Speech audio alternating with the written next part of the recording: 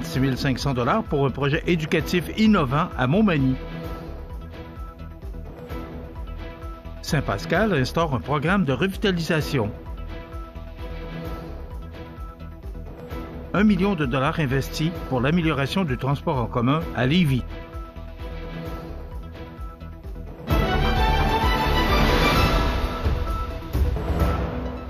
Mercredi 12 février 2025. Bonjour mesdames et messieurs, bienvenue à votre bulletin régional sur le réseau de télévision CMA-TV. Les familles de Montmagny et des environs bénéficieront d'un soutien précieux pour accompagner le développement des tout-petits grâce à une aide financière de 36 500 $ annoncée par le député de Côte-du-Sud, Mathieu Rivet. Cette somme, rendue possible par le programme d'action communautaire sur le terrain de l'éducation, sera attribuée à l'organisme Groupe Alpha Montmagny pour la réalisation du projet Boîte et magie dans ton logis. L'objectif principal de ce projet est de soutenir les familles d'enfants de 0 à 5 ans en leur offrant des trousses pédagogiques. Ces trousses seront conçues pour répondre aux besoins des enfants en stimulant leur développement global, en facilitant leur transition scolaire et en les sensibilisant à la lecture et à l'écriture dès leur plus jeune âge. Ce projet s'inscrit dans la lutte contre le décrochage scolaire en permettant aux enfants de commencer leur parcours éducatif dans de meilleures conditions. Les parents bénéficieront également de cet investissement. En plus des outils pour les enfants, chaque trousse contient des ressources destinées aux parents afin qu'ils puissent s'impliquer activement dans l'éducation de leurs enfants. L'objectif est de les positionner comme premiers éducateurs en leur fournissant des activités de stimulation simples mais efficaces qu'ils pourront mettre en place à la maison.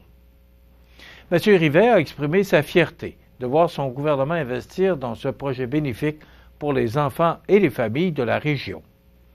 Je suis fier que notre gouvernement investisse dans ces projets stimulants pour les enfants de 0 à 5 ans. Chaque projet soutenu est une promesse d'un avenir meilleur et d'opportunités pour nos générations futures. Dominique Lacombe, directrice générale du groupe Alpha Montmagny, a également salué cette initiative. Les familles d'aujourd'hui font face à de nombreux défis. Il est essentiel de les soutenir dans leur rôle éducatif en leur offrant des outils simples mais puissants. La ville de Saint-Pascal, soucieuse de dynamiser ses zones commerciales, a mis en place une stratégie de revitalisation ambitieuse. Depuis 2024, cette initiative se concentre d'abord sur la rue Rochette, une artère commerciale clé de la municipalité qui accueille en moyenne 4 000 véhicules par jour. Dans le cadre de ce projet, un comité a mené une consultation auprès des 14 commerces et institutions de la rue Rochette à l'automne 2024. Cette consultation a permis de définir les priorités pour améliorer l'attractivité visuelle et fonctionnelle de cette zone. L'attractivité d'une zone commerciale dépend de plusieurs facteurs, dont l'esthétisme, la végétalisation, l'affichage harmonisé et la signalisation, explique Jean-Philippe Grenier, responsable du développement et de l'urbanisme de la ville de Saint-Pascal. Pour soutenir les commerçants dans leurs projets de rénovation, la municipalité a lancé un programme de revitalisation financière. Ce programme permet aux commerces de la rue Rochette d'obtenir des subventions pouvant aller jusqu'à 10 000 $ pour des travaux d'aménagement paysager, de réfection de stationnement ou encore de rénovation de façade. Solange Morneau, mairesse de Saint-Pascal, précise que cette aide financière vise à encourager les investissements locaux pour rendre la rue Rochette plus attrayante et accessible. Les commerces intéressés peuvent soumettre leurs projets auprès du service du développement de la ville de Saint-Pascal pour déposer une demande. Dans les semaines à venir, un concept d'aménagement de la rue Rochette sera développé en collaboration avec l'organisme Rue Principale et le ministère des Transports et de la Mobilité durable. Ce projet, axé sur l'amélioration de l'espace public, vise à rendre l'artère commerciale plus agréable et fonctionnelle pour les piétons, tout en facilitant l'accès au commerce. Cette initiative devrait renforcer l'attractivité commerciale de Saint-Pascal tout en favorisant une croissance durable pour la région et en consolidant son rôle de pôle économique. 1 million de dollars investis pour l'amélioration du transport en commun à Lévis. On vous donne tous les détails après la pause. C'est à travers le respect et le besoin de faire plus pour les familles en deuil et l'expérience qui s'est transmise de père en fils que la Maison funéraire Laurent Normand a su au fil du temps se bâtir une réputation de confiance. La Maison funéraire Laurent Normand à Montmagny. Laissez-nous vous accompagner. Atelier de décor Mercier, c'est choisir l'expérience qui changera votre espace de vie. Conseils, services personnalisés, grand choix de stores, peinture, accessoires pour votre décor. Profitez de nos promotions chez Atelier Décor Mercier à Montmagny ou décormercier.ca. CEMA TV agrandit son rayonnement de diffusion. En plus de regarder CEMA TV sur son site web et sur le câble de Cogeco, vous pouvez maintenant capter la programmation de CEMA TV sur le canal numérique 206 ou analogique 14 sur le câble de Saint-Pamphile. CEMA TV, partout pour vous. Vous regardez CEMA TV, le réseau de l'information sur la Côte-du-Sud. Le gouvernement du Canada et le gouvernement du Québec annonçaient conjointement mardi un investissement de plus d'1 million de dollars pour soutenir les projets de modernisation du transport en commun à Lévis. Ce financement vise à améliorer l'entretien des infrastructures et des véhicules, ainsi qu'à rendre le transport adapté plus accessible. Un total de 1 087 075 $ sera consacré à la réalisation de 6 projets essentiels pour la Société de transport de Lévis. Le gouvernement fédéral contribue à hauteur de 681 357 $, tandis que le gouvernement du Québec investit 405 718 $. Ces fonds seront utilisés pour l'acquisition d'un système d'appel automatisé destiné à optimiser le transport adapté, facilitant ainsi l'accès aux services pour les personnes ayant des besoins spécifiques. Un nouveau système de gestion de la maintenance assistée par ordinateur sera également mis en place pour améliorer la gestion et la durabilité des équipements de transport, permettant ainsi une meilleure réactivité et une planification plus efficace dès maintenant. De plus, l'électrification des véhicules de service, incluant ceux utilisés pour l'entretien des abribus, est également au programme. Ces mesures visent à réduire les émissions de gaz à effet de serre tout en modernisant l'infrastructure de transport de Lévis. L'électrification des véhicules permettra également de diminuer la dépendance aux énergies fossiles et de contribuer aux objectifs de durabilité et de transition énergétique de la région. Pour le confort des usagers, 24 nouveaux abribus, simples et doubles, seront ajoutés aux installations existantes, permettant ainsi une meilleure protection contre les intempéries. Ce projet d'amélioration vise à rendre l'attente des passagers plus agréable et à encourager une utilisation accrue du transport en commun, notamment pendant les périodes hivernales. Cette initiative fait partie du programme d'aide aux immobilisations en transport en commun administré par la Société de financement des infrastructures locales du Québec en collaboration avec le ministère des Transports du Québec. Ce programme est financé partiellement par des transferts fédéraux issus du Fonds pour le développement des collectivités du Canada. Plusieurs élus ont souligné l'importance de cet investissement pour la région, dont, entre autres, Jean-Yves Duclos, ministre des Services publics, de l'approvisionnement, qui a précisé que ces investissements contribuent à rendre les communautés plus accessibles et à stimuler le développement économique et social.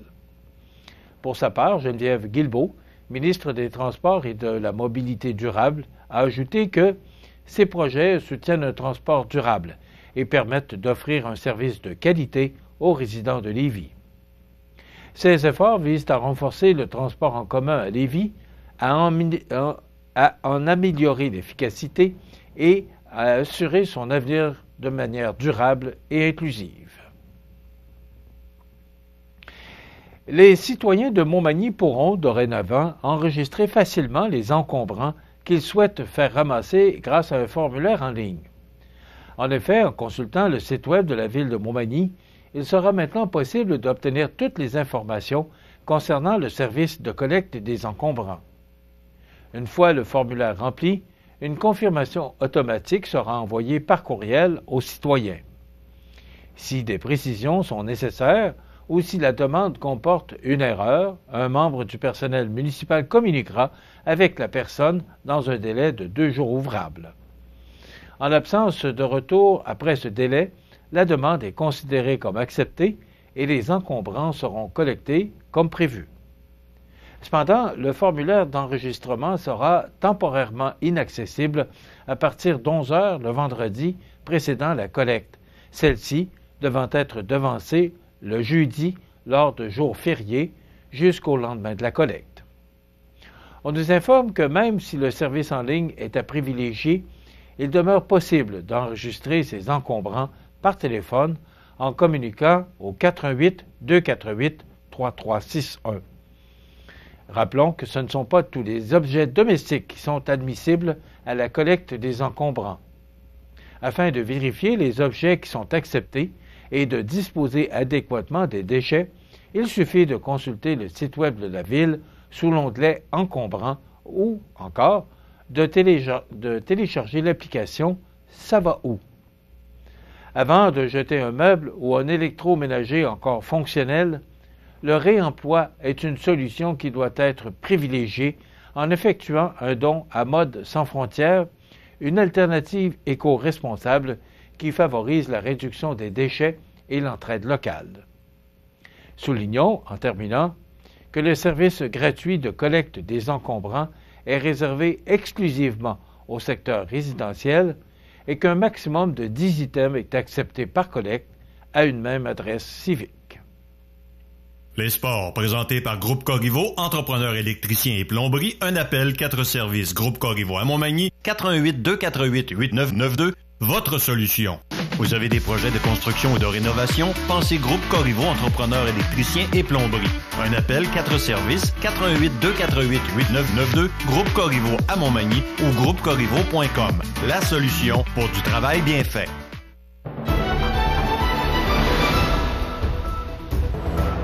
Au sport, samedi soir, c'était le retour des activités dans la Ligue de hockey olympique de Montmagny. Une rencontre signée Francis Debelly dans le match face à Armoire-Mathurin a fermé la porte aux attaques d'Armoire-Mathurin pour permettre au groupe MG de se sauver avec 1 point au classement par un match nul de 3-3. Le Cerbère du groupe MG a bloqué 35 des 38 tirs dirigés contre lui. Soulignons que le groupe MG avait un effectif réduit de 9 joueurs face à la dernière équipe au classement. Dans l'autre match du programme double, le Restaurant à la Rive a dominé la première période avec 4 buts. Cependant, la période médiane a été plus tranquille, mais le match s'est quand même terminé en escarmouche en zone neutre. Yorick Saint-Pierre est venu briser le blanchissage d'Alex Croteau avec un but venu de la pointe. Le Restaurant à la Rive l'emporte 6-1. Le joueur défensif de la semaine au coin du monde est Francis Debelly. Le joueur offensif de la semaine IGA Extra de Montmagny est Yannick Picard. Enfin, le très attendu tournoi des 8 sera de retour cette année, et ce, les 4, 5 et 6 avril prochains à l'Aréna de Saint-Pamphile. Événement devenu un incontournable pour tous les amateurs de hockey. Les parties se joueront en format 4 contre 4 avec une première période de 8 minutes non chronométrée, suivie d'une deuxième période de 8 minutes en mode chrono. Le tournoi propose 6 catégories de niveau jeunes, C-, C, C+, Open et filles, permettant ainsi à tous les joueurs, quel que soit leur niveau, de participer à l'événement. Le coût d'inscription est de 250 $ par équipe. Il s'agit d'une occasion unique de se rassembler et de vivre des moments palpitants sur la glace, tout en contribuant à la dynamique de la communauté de Saint-Pamphile. Les formulaires d'inscription sont disponibles dès maintenant sur le site Internet de la municipalité saintpamphile.ca/arena. Pour plus de renseignements, contactez Nathalie Jonca au 356-3827. La date limite pour s'inscrire est fixée au 16 mars prochain. Voilà ce qui complète votre bulletin d'actualité de ce mercredi 12 février. Dans un moment, les prévisions de la météo, les longues prévisions de la météo et l'état des routes. Voilà, c'est tout pour l'instant. Bonne journée, mesdames, messieurs. Pour joindre la salle de nouvelles de CMA-TV, nouvelles au pluriel @cmatv.ca ou encore 88 241 13 13 poste 226. Les prévisions de la météo. Une présentation de Promutuelle Assurance Montmagny-Lillet. Toujours à l'écoute de vos besoins.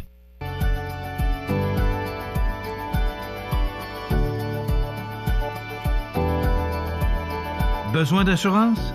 Promutuelle Assurance. 88 248 7940. La la la la la la la. Alors, on vous en a parlé hier matin. Je crois que je vous apprends rien aujourd'hui. Quelle tempête en vue? Là, c'est un avertissement de tempête hivernale en vigueur pour les secteurs de Montmagny et Saint-Jean-Port-Joli. Donc, on parle d'une accumulation de neige de 15 à 30 cm qui est prévue de jeudi matin à vendredi matin. Des vents modérés qui accompagneront la neige et créeront de la poudrerie par endroits. Donc, en résumé, là, et d'ailleurs, si on regarde l'image satellite ce matin, là, c'est nuageux, mais il n'y a pas de nuages très présents, mais quand même, ça demeure nuageux. Et pour l'instant, il n'y a pas de précipitations prévues, mais c'est très froid. À 6 heures ce matin, moins 20, mais un beau clair de lune, parce que c'était la pleine lune. On marque sur le calendrier 12 février. Alors, est-ce que c'est ce soir pour la nuit prochaine ou si c'est pour la nuit qui vient de s'écouler? Mais en tout cas, la lune était très belle à 6 heures ce matin. Maintenant, pour les prévisions, pour aujourd'hui, mercredi, on parle de temps ensoleillé, des vents jusqu'à 15 km/h. Ce sera froid, avec un maximum de moins 16. On parle même d'un maximum de moins 22 avec le vent en après-midi. Ce soir et la nuit prochaine, ennuagement, neige qui débute vers minuit, accumulation de 2 à 4 cm, des vents devenant du nord-est à 30 km/h au cours de la nuit, avec un minimum de moins 18. Pour demain jeudi, on parle de neige parfois forte et de poudrerie par endroits, accumulation de 25 à 30 cm, des vents du nord-est de 30 km/h, avec des rafales à 50, maximum de moins 9. Pour vendredi, c'est le retour du beau temps. Il y aura quand même de fréquents passages nuageux avec un maximum, ça demeure froid, là, avec moins 10. On est vraiment sous les normales de saison. Pour la fin de semaine, soleil pour samedi, maximum de moins 11, et neige pour dimanche. On parle encore de 25 à 30 cm pour dimanche, avec un maximum de moins 11. Alors, ceux qui se plaignaient de ne pas avoir de précipitations, là, je pense qu'on est gâtés depuis le début du mois de janvier. Les normales de saison, à ce temps-ci de l'année, de moins 6 le jour, moins 17 la nuit. Le soleil s'est levé à 6h52 et il se couchera à 17h02, heure normale de l'Est. Il fait actuellement moins 21 degrés. C'est très froid à l'extérieur, mais pas beaucoup de vent, donc il n'y a pas de refroidissement éolien apparent. Les vents sont calmes et 67% d'humidité et la pression barométrique est à 103,2 kPa. Donc, il y a une tempête demain. Est-ce qu'elle sera de l'intensité comme nous prévoit Environnement Canada? Il faudra voir. Mais peut-être de prévenir, là, si vous avez des sorties, peut-être d'organiser vos sorties, soit aujourd'hui ou de les remettre à vendredi pour question de prudence. Maintenant, pour cette émission du mercredi du 12 février, dans un moment, on vous propose la chronique culturelle avec Cynthia Lamontagne des Arts de la Seine. Et on reçoit Francis Rouleau, directeur du magasin Coop IGA Extra et du magasin Marché Tradition de Cap-Saint-Ignace, qui viendra nous parler de consigne-action. Ça commence demain. Alors, très important de regarder cette entrevue avec Francis Rouleau. Bien sûr, on va parler d'actualité. Alors, c'est le menu de cette émission. Je vous souhaite donc une excellente émission à notre antenne.